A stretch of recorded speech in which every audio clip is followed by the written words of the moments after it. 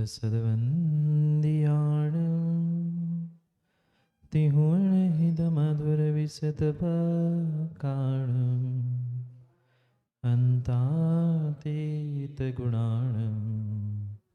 नमो जिनाणं जिद्भवाणं सहजानन्दचैतन्य प्रकाशाय महीयसे नमो नेकान्तविश्रान्त महिम्ने परमात्मने स्वसंवेदनसिद्धाय जिनाय परमात्मने शुद्धजीवास्तिकायाय नित्यानन्दचिते नमः। णो हरिहन्ताणं णो सिद्धाणं नमो वायरीयाणं णो वत्सायाणं नमो लोहि सबसाव।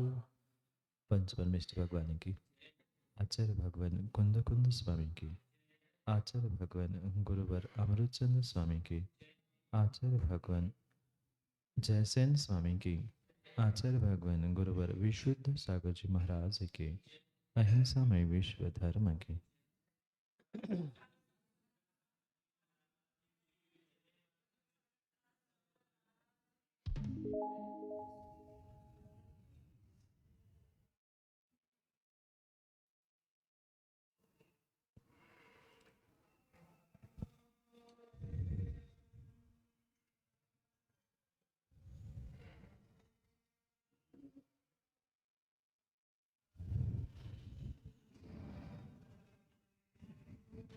अंतिम निर्देश।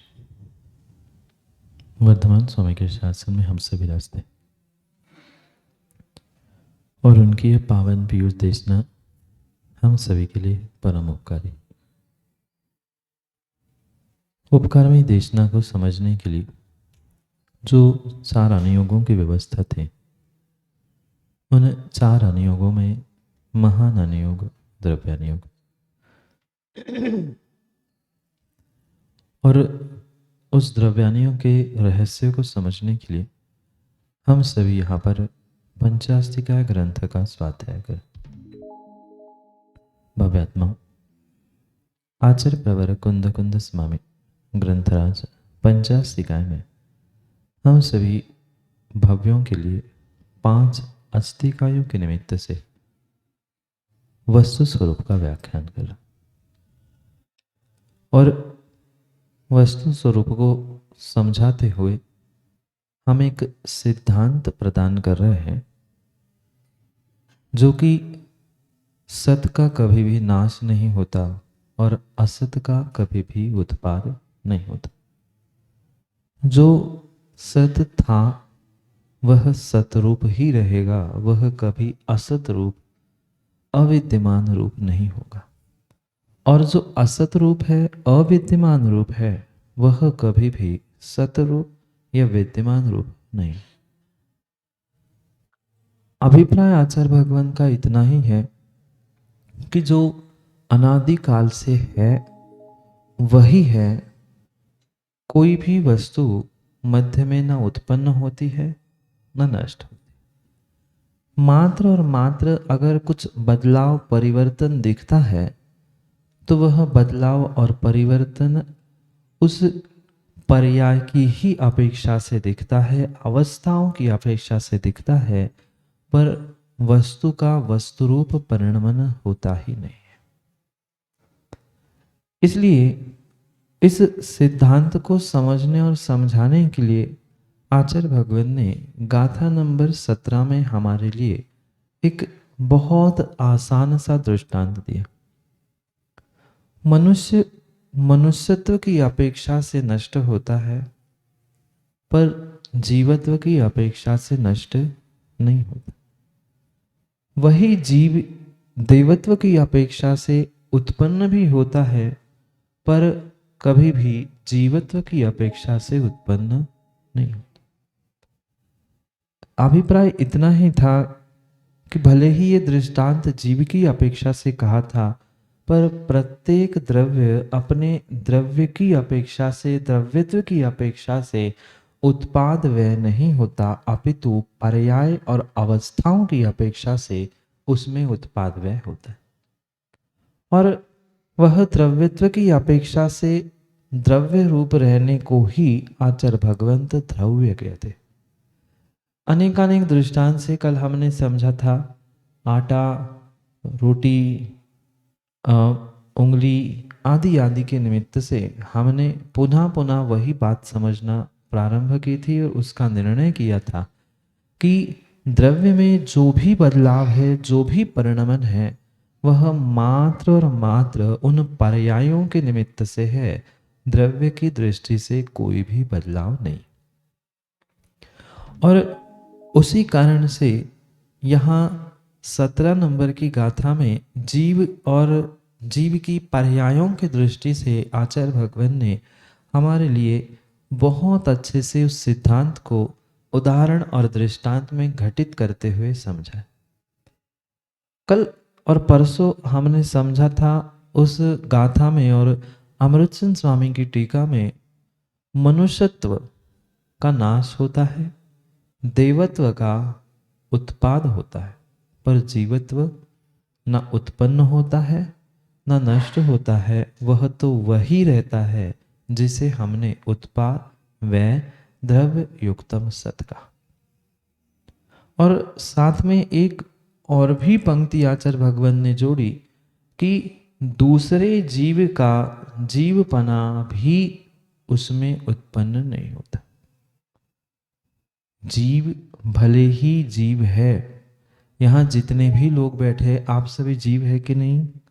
सभी जीव है, पर प्रत्येक जीव का परिणमन, प्रत्येक जीव का बदलाव, प्रत्येक जीव की अवस्था स्वयं की है कि दूसरे की? कभी एक दूसरे रूप हम होंगे नहीं होंगे। किसी भी प्रकार से एक द्रव्य का या एक जीव का जीवपना, द्रव्यपना दूसरे जीव दूसरे द्रव्य में नहीं होता। इसलिए यहाँ एक श्लोक के अंतिम इसमें आचार्य भगवान कहते हैं न जायते अण्णो, वह मनुष्यत्व की अपेक्षा से नष्ट होते हुए, देवत्व की अपेक्षा से उत्पन्न होते हुए भी जीवत्व की अपेक्षा से उत्पाद व्यय तो होता ही नहीं है, और साथ साथ दूसरे जीव रूप भी वह होता नहीं, या दूसरे का जीवत्व भी अपने में ग्रहण नहीं कर। कल हमने समझा था एक ही मां के गर्भ से जन्मे हुई जुड़वा संतान क्या मां के जैसी है? भले ही रूप रंग कथनचित कभी माता पिता जैसे दिखाई भी दे, पर क्या माता पिता जैसा स्वभाव होता है? नहीं होता। और माता पिता जैसा क्या आप परस्पर में एक ही समय में जन्मने वाले उन दोनों भाइयों में या दोनों बहनों में क्या एकत्व होता है? नहीं होता। क्यों? क्योंकि प्रत्येक जीव, प्रत्येक द्रव्य अपने अपने ही चतुष्टय में है, अपने ही स्वरूप में है, वह दूसरे रूप कभी भी नहीं होता। इतना ही नहीं, माँ आप लोग रोटी बनाते हो ना, अच्छी की कच्ची? कच्ची। अच्छी रोटी बनाते हैं, तो जो रोटी आपने बनाई थी, पहली रोटी दूसरी रोटी जैसी बनेगी या दूसरी रोटी पहले रोटी जैसी बनेगी? नहीं बने।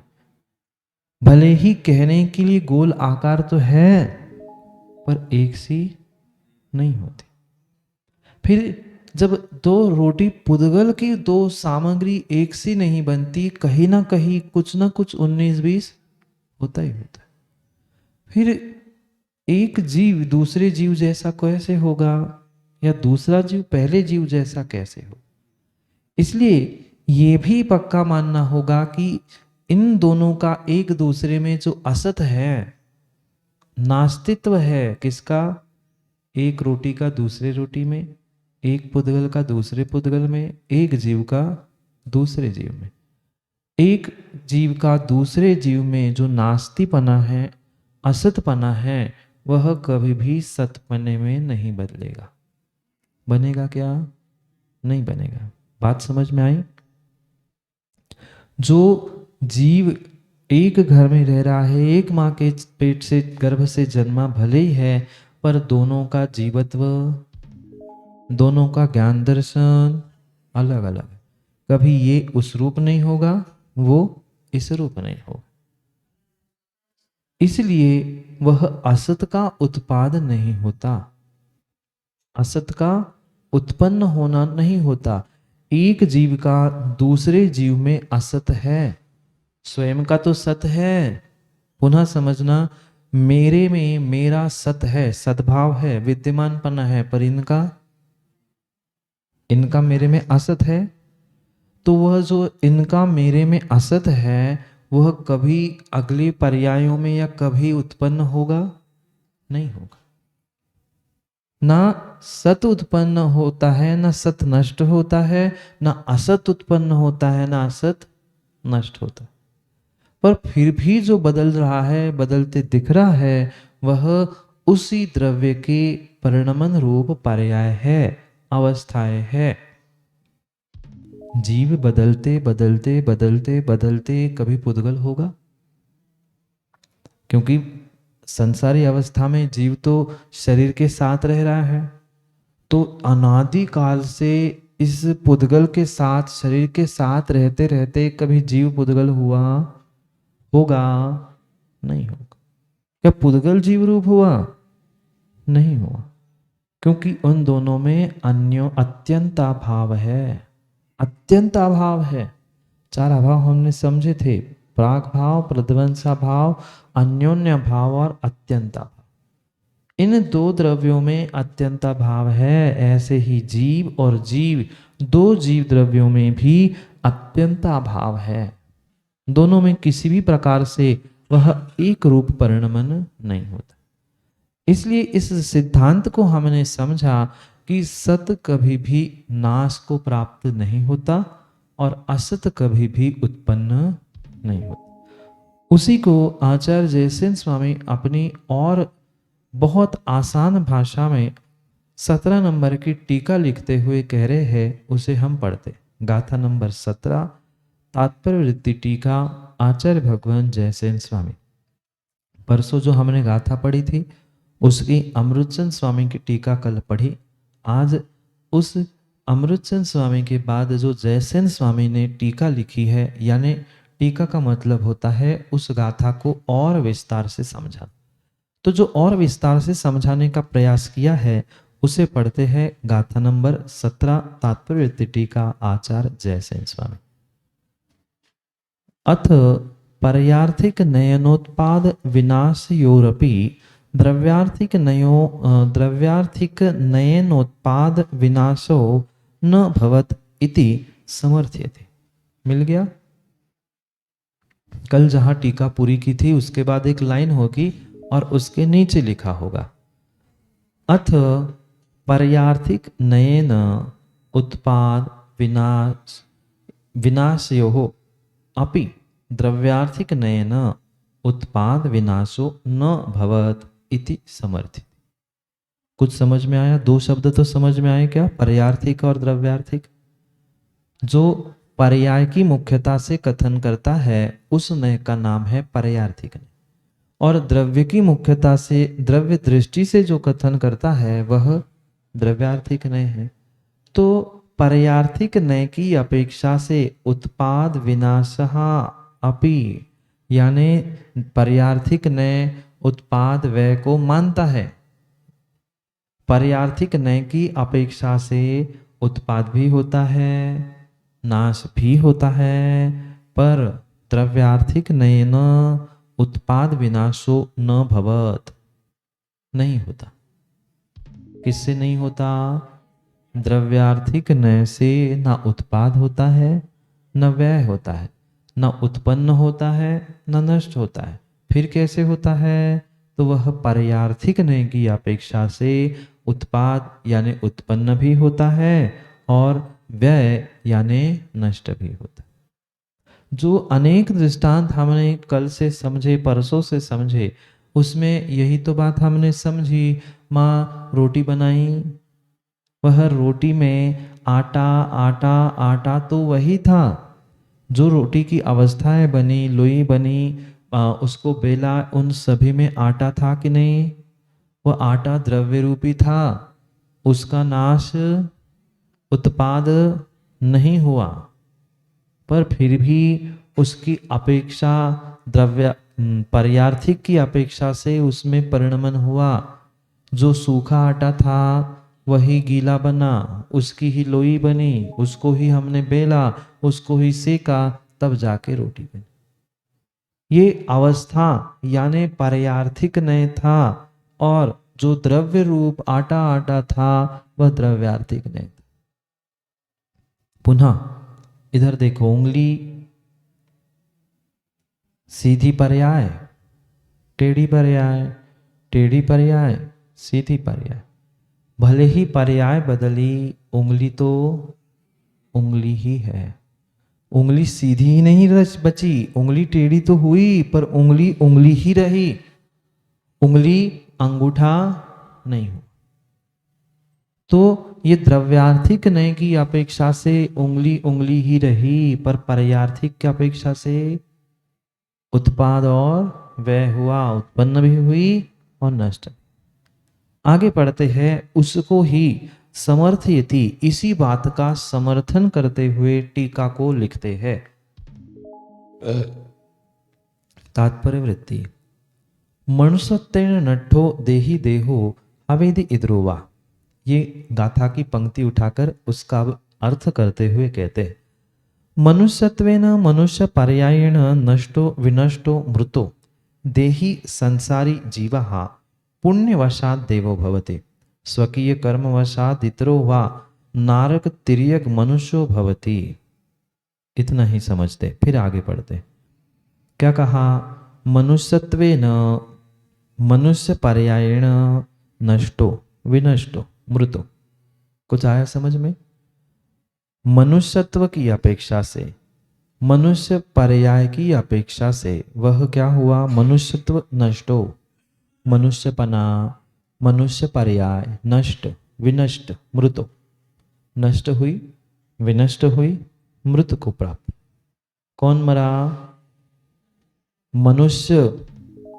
हम भले ही व्यवहार से कह रहे हैं कि जीव मरा, जीव मरा, पर जीव नहीं मरा। मरा कौन था? मनुष्य पर्याय मरी थी। मनुष्य पर्याय का ही जीव के भिन्न भिन्न हो जाना, उसका ही नाम मरना था। तो यहां यही कह रहे हैं, मनुष्यत्व मनुष्य पर्याय न, मनुष्यत्व और मनुष्य पर्याय नष्ट हुई, विनष्ट हुई, मृतो, मृतकता को, मृत्यु को प्राप्त हुई। किसकी? देही, संसारी जीवा। देह नहीं, देह मतलब शरीर, और देही यानी आत्मा, जीव। तो कौन सी आत्मा? संसारी जीवा। कोई बाहर की आत्मा नहीं, यानी सिद्ध मुक्त आत्मा की बात नहीं चल रही। ये जो संसारी आत्मा है, जो कर्मों के निमित्त से इस शरीर में अटकी है, उस मनुष्यत्व का नाश होने से वह देही, वह संसारी जीव क्या हुआ? पुण्यवशात देवो भवति। पुण्य के वशीभूत होकर कौन बना? देव बना। पुण्य के अभाव में वह देव नहीं बनेगा, नारकी बनता, तिर्यंच बनता। पर जो देव बना है, क्योंकि दृष्टांत है समझने के लिए, मनुष्यत्व का नाश हुआ और पुण्य के वशीभूत होते हुए वह देवो भवति, देव होता है। स्वकीय कर्म वसाद इत्रोवा, या पुण्य नहीं है तो और भी कर्मों के निमित्त से नारकी, तिर्यंच या मनुष्य भी भवति बनता है। कौन बना? कौन बना? कौन बना? मनुष्य नहीं बना, मनुष्य तो मर गया। संसारी जीव जो देही है वो ही मिटा और वो ही बना, पर मनुष्यत्व की अपेक्षा से मरा और देवत्व की अपेक्षा से उसने जन्म लिया। कौन जन्म ले रहा है? जीव किस अपेक्षा से? दो अपेक्षा समझे हमने, द्रव्यार्थिक और पर्यार्थिक। पर्यार्थिक की अपेक्षा से ही जन्म लेता है, मरता है। द्रव्यार्थिक अपेक्षा से न जन्म है न मरण है, वहां तो जो है सो है, कोई बदलाव नहीं। तो मृतो देही, वह मरा हुआ संसारी जीव, मरा हुआ देही, उसने ही देव पर्याय में जन्म लिया। तो मात्र और मात्र कहने के लिए हम कह रहे हैं कि जीव मरता है, जीव जन्म लेता है, पर जीव ज्ञान दर्शन को, जीवत्व को नहीं मारता, नहीं छोड़ता। फिर कौन जीता है, कौन मरता है? उसकी पर्याय मरती है, उसकी पर्याय नष्ट होती है और उसकी पर्याय ही उत्पन्न होती है। समझ में आया? मनुष्यत्व, मनुष्यपना उसका नष्ट हुआ, जीव का, और देवत्व प्राप्त हुआ किसका? जीव ही का, संसारी जीव का। तो ये उसमें उत्पन्न होना और नष्ट हुआ जीव में हो गया। अब अगले पंक्ति को कहते हैं उभयथ जीव भावो न सदी न जायते अण्णो, ब्रैकेट में लिखा है, उसका अर्थ करते। उभयत्र को अर्थ, ब्रैकेट के बाहर पढ़ रहे हैं, उभयत्र को अर्थ, यहां जो आपने गाथा में उभयथ, उभयत्र शब्द का प्रयोग किया है, उसका क्या अर्थ है? उभय कौन है? जीव तो एक ही था ना, जो मरा उसने ही जन्म लिया, जिसने जन्म लिया वो ही तो मरा था। फिर ये तो बताओ कि उभयत्र को अर्थ, वह उभय मतलब कौन? उभय का अर्थ क्या है उसको समझाते हैं। मनुष्य भवे देव भवे वा, कौन कौन दो? मनुष्य भव और देव भव, दोनों एक साथ लेकर उभयत्र कहा। पर्यार्थिक नयन मनुष्य भवे नष्टे द्रव्यार्थिक नयन न विनश्यति, तथैव पर्यार्थिक नयन देव पर्याये जाते सति द्रव्यार्थिक नयनन्यो पूर्वो न जायते नोत्पाद्यते किंतु स एव। समझ में आया? पढ़ते हैं, अर्थ करते हैं। दो कौन? उभय यानी दो होते हैं। तो कौन से दो? मनुष्य भाव और देव भाव। तो उस मनुष्य भाव और देव भाव का क्या हुआ? तो उसको कहते हैं पर्यार्थिक नयन मनुष्य भवे नष्टे। पर्यार्थिक नयन की अपेक्षा से मनुष्य भाव क्या हुआ? नष्ट हुआ। पर द्रव्यार्थिक नयन न विनश्यति, इतना तो समझ में आ रहा है ना? पर्यार्थिक नय की अपेक्षा से नष्ट हुआ, पर द्रव्यार्थिक अपेक्षा से न विनश्यति, विनाश को प्राप्त नहीं होता। तथैव पर्यार्थिक नयन देव पर्याये जाते सति, उसी प्रकार पर्यार्थिक नय की अपेक्षा से देव पर्याय उत्पन्न होती है। देव पर्याय में उत्पाद होता है या देव पर्याय में जन्म लेता है। फिर भी द्रव्यार्थिक नयनान्यो अपूर्वो न जायते नोत्पद्यते, पर वही पर्यार्थिक नय की अपेक्षा से देव पर्याय में वह भले ही उत्पन्न हो रहा हो, पर द्रव्यार्थिक नय की अपेक्षा से वह कभी भी जन्म नहीं लेता, ना उसका कोई उत्पाद होता है। दो नए समझ में आए ना? पहले द्रव्यार्थिक और पर्यार्थिक। जो बदलाव को बताता है वह पर्यार्थिक नय है, और जो द्रव्य को कहता है वह द्रव्यार्थिक। तो पर्यार्थिक की अपेक्षा से वहां मनुष्य भव नष्ट हुआ, देव भव उत्पन्न हुआ। पर वही द्रव्यार्थिक की अपेक्षा से न मनुष्य भव उत्पन्न हुआ, ना वह देव भव, ना मनुष्य भव नष्ट हुआ, न देव भव उत्पन्न हुआ। किंतु स एव, पर वह वही है। कौन? जीव। जो जीव है वह जीव रूप ही है, वह कभी भी वह अन्य रूप नहीं हुआ है। आगे कहते हैं उसी को सो, ये कैसे संभव है? उसको कहते हैं, जो ये दोनों नयों के आश्रय से आचार्य भगवंत यहां समझा रहे कि मनुष्य भवे और देव भवे, ये मनुष्य भव और देव भव जो उभय है वह द्रव्यार्थिक नय से कभी भी जीव या मनुष्य पर्याय देव पर्याय न उत्पन्न हुआ न नष्ट, पर फिर भी पारयार्थिक न्याय की अपेक्षा से मनुष्य नष्ट हुआ और देव उत्पाद को भी प्राप्त हुआ।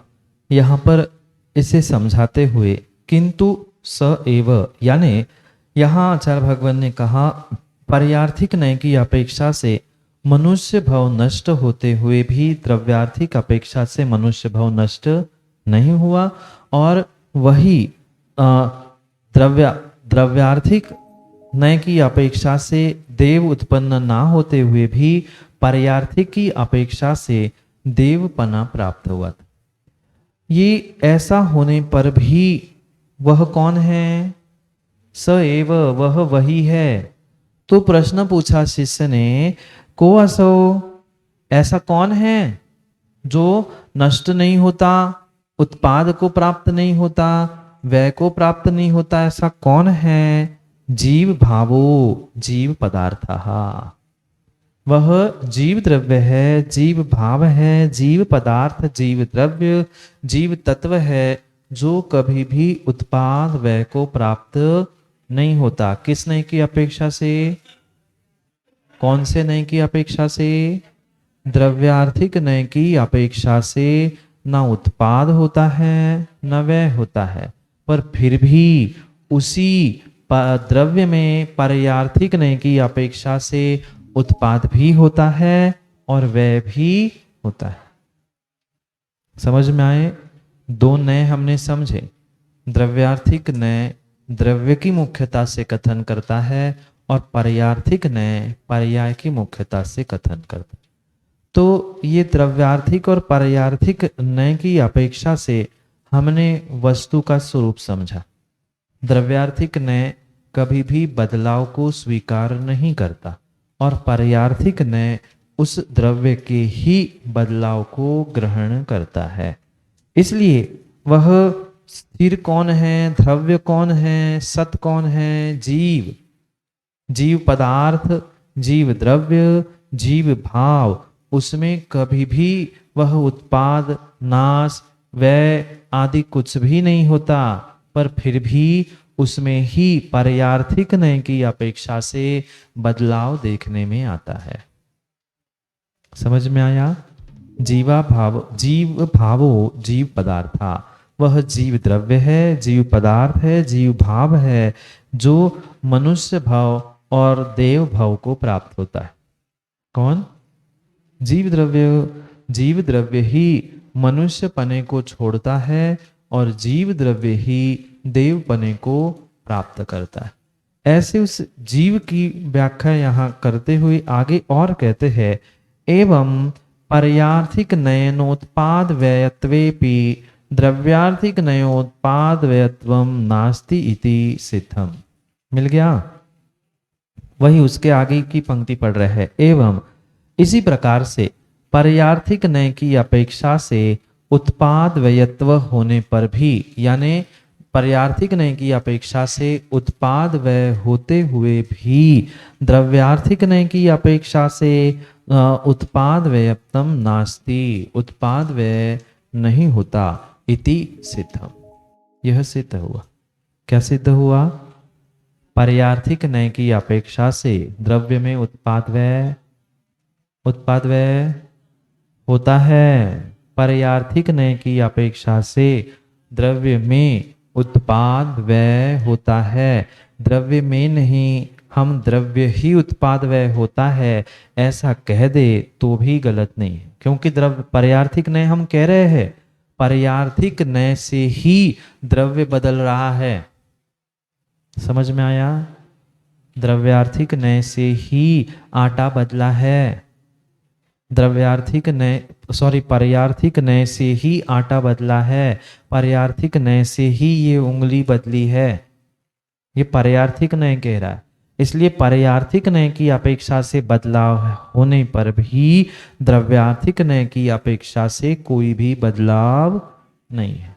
न उत्पाद व्यय न अस्ति इति सिद्धम। द्रव्यार्थिक न्याय से वह उत्पाद और व्यय नहीं होता, यहां पर यह सिद्ध हो। समझ में आया? पुनः पुनः वही वही दृष्टांत के द्वारा आचार्य भगवान समझा रहे हैं, मनुष्य मनुष्य ही रहेगा, मनुष्य कभी भी वह उत्पन्न नहीं होगा, नष्ट भी नहीं होगा। फिर क्या होगा? वह मात्र उसकी पर्यायों का बदलाव होता है, और जो पर्यायों का बदलाव हो रहा है वही पर्यायों का बदलाव ही हमें मनुष्य बनाते दिख रहा है, देव बनाते दिख रहा है, तिर्यंच नारकी आदि अवस्थाओं को देते हुए दिख रहा है। ये सभी अवस्थाएं किसकी है? मनुष्य की अवस्थाएं नहीं है, पर्याय की अवस्थाएं नहीं है। पर्याय की पर्याय नहीं होती, पर्याय की अवस्था नहीं होती, द्रव्य की पर्याय होती है, द्रव्य की अवस्था होती। समझ में आया? द्रव्य की पर्याय है, पर्याय की पर्याय। मनुष्य की कौन सी पर्याय? मनुष्य की कौन सी पर्याय? मनुष्य ही जब पर्याय है, मनुष्यों की कोई पर्याय नहीं। जीव की मनुष्य पर्याय है। तो ये मनुष्य पर्याय है, देव पर्याय है, नारकी पर्याय है, त्रियंश पर्याय है। ये जीव द्रव्य जीव पदार्थ की अपेक्षा से ये पर्याय पर्याय का परिणमन बदलाव दिखा। इसलिए पर्यार्थिक नय से उन द्रव्यों में मात्र जीव में ही नहीं, सभी द्रव्यों में उत्पाद व्यय होता है। कौन से नय की अपेक्षा से? पर्यार्थिक नय की अपेक्षा से। फिर भी द्रव्यार्थिक नय की अपेक्षा से कोई भी बदलाव नहीं, कोई भी बदलाव नहीं होता। इति सिद्धम, यह सिद्ध हुआ। आगे पढ़ते हैं। अनेन व्याख्यानेन क्षणिक एकांतमतम नित्य एकांतमतम च निषिद्धम इति सूत्रार्थ। इस प्रकार से जो हमने व्याख्यान समझा, कौन सा? 17 नंबर की गाथा में जो हमने ये व्याख्यान समझा कि मनुष्य नष्ट हुआ, देव उत्पन्न हुआ, पर जीव दोनों स्थानों पर वही था। जीव में मोदी जी बदलाव हुआ, जीव में बदलाव तो हुआ, पर जीव बदल नहीं गया पूर्ण रूप से। जीव में थोड़ा सा तो बदलाव हुआ, मनुष्य बनेगा तो मनुष्य जैसा होगा, देव बनेगा तो देव जैसा होगा, पर फिर भी देव मनुष्य रूप होते हुए भी जीव जीव रूप था। जीव कभी भी पुद्गल रूप हुआ नहीं हुआ। इसलिए जो ये क्षणिक एकांत मत और नित्य एकांत मत है, उनका यहां पर खंडन हुआ। दोनों मत के बारे में कुछ दिन पहले हमने समझा था कि बौद्ध दर्शन है वो प्रत्येक वस्तु को क्षणिक क्षणिक क्षणिक प्रत्येक समय में नष्ट होने वाला नष्ट होने वाला नष्ट होने वाला ऐसा मानता है। और ये जो नित्य यानी सांख्य मत है वो कूटस्थ नित्य मानता है, वो बदलाव को मानते ही नहीं है। पर हम ऐसे हैं कि हम द्रव्यार्थिक नय से द्रव्य को नित्य मानते हैं और पर्यार्थिक नय से क्षणिक मानते हैं। क्षणिक समझ में आया क्या? प्रति समय नष्ट नष्ट नष्ट, बदलना बदलना बदलना, ये क्षणिक एकांत है। और जो जैसा है वैसा ही है, किंचित भी बदलता नहीं है, वो नित्य एकांत। पर हमारे अपेक्षा से, जैन धर्म जैन दर्शन की अपेक्षा से द्रव्य मात्र नित्य भी नहीं है और द्रव्य मात्र क्षणिक भी नहीं है। पर्यार्थिक नय से उसी द्रव्य को हम क्षणिक कहेंगे और द्रव्यार्थिक नय से उसी द्रव्य को क्या कहेंगे? नित्य कहेंगे। द्रव्यार्थिक नय द्रव्य कहता है, नित्य कहता है, बदलाव को नहीं कहता। तो जो बदलाव को नहीं देखता नहीं कहता वह द्रव्य और नित्य कहा, और जो बदलाव को कह रहा है, देख रहा है, बता रहा है, वह क्षणिक है। तो सर्वथा हमारा द्रव्य न नित्य है न क्षणिक। आपने जितना जन्म लिया था, क्या आंसू आप उतने ही हो? इतने ही बड़ा जन्म लिया क्या मां के गर्भ से? नहीं लिया। इतने से इतने बड़े कैसे हो गए? ये बदलाव हुआ। इसलिए आप पर्यार्थिक नय से क्षणिक हो, पर बदलते बदलते बदलते ही गए क्या? कुछ तो द्रव्य था, कुछ तो नित्य था। बचपन में जो आपने पढ़ा है वह याद है क्या? ABCD अ ब आदि जो भी पढ़ा है उतना तो याद है कि नहीं? आपका नाम क्या है याद है, आप कहाँ रहते हो याद है, वो इतना भी याद है, मतलब कुछ ना कुछ नित्य भी। अगर नित्य नहीं मानेंगे तो क्या होगा, फिर हमने क्या पढ़ा था, मेरा नाम क्या, मैं कौन से घर में रहता हूं, जब सब नष्ट ही हो गया तो बुद्धि भी तो नष्ट होनी चाहिए थी, पर ऐसा हुआ क्या, नहीं हुआ। इसलिए कथनचित द्रव्यार्थिक नय की अपेक्षा से नित्य होते हुए भी पर्यार्थिक अपेक्षा से हम में बदलाव हो रहा है। पर्यार्थिक नय की अपेक्षा से बदलाव होते हुए भी द्रव्यार्थिक नय की अपेक्षा से वह नित्य है, द्रव्य है। आई बात समझ में। इसलिए जो एकांत से नित्य और एकांत से क्षणिक मान रहा है, उनके यहाँ दोष बताते हुए, उनका निषेध करते हुए कह रहे हैं कि इस प्रकार के व्याख्या से हमने ये निर्णय कर लिया कि क्षणिक एकांत और नित्य एकांत, इन दोनों का हमने निषेध किया, इन दोनों का हमने खंडन किया। बात आई समझ में। च निषिद्धम इति सूत्रार्था, यही सूत्र का अर्थ हुआ। समझ में आया। मनुष्य और देव ये पर्याय थी, अवस्थाएं थी, उसमें उत्पाद व्यय होना संभव था, पर जीवत्व जीवत्व, द्रव्यत्व द्रव्यत्व, उसमें कोई भी बदलाव नहीं होगा। जीव जीव ही रहा, चाहे मनुष्य पर्याय में हो, जीव जीव ही रहेगा, चाहे देव पर्याय हो। जीव में बदलाव नहीं हुआ, पर जीव के ही उन अवस्थाओं में, पर्यायों में जो बदलाव हुआ था, वो ही यहां पर आचार्य भगवंत समझा रहे थे दृष्टांत के द्वारा। क्यों? क्योंकि सिद्धांत ये था कि सत का कभी भी नाश नहीं होता। जीव का नाश हुआ क्या, जीव का नाश हुआ क्या, जीव रूपी सत का नाश नहीं हुआ, और दूसरे जीव रूपी असत का मेरे में उत्पाद नहीं हुआ। वो ही जीव जो मनुष्य की अपेक्षा से मृत्यु को प्राप्त हुआ था, वो ही जीव उस त्रियंश की, देव की, नारकी की अपेक्षा से उत्पाद को भी प्राप्त होता है। समझ में आया। ऐसे कि ऐसे समझा।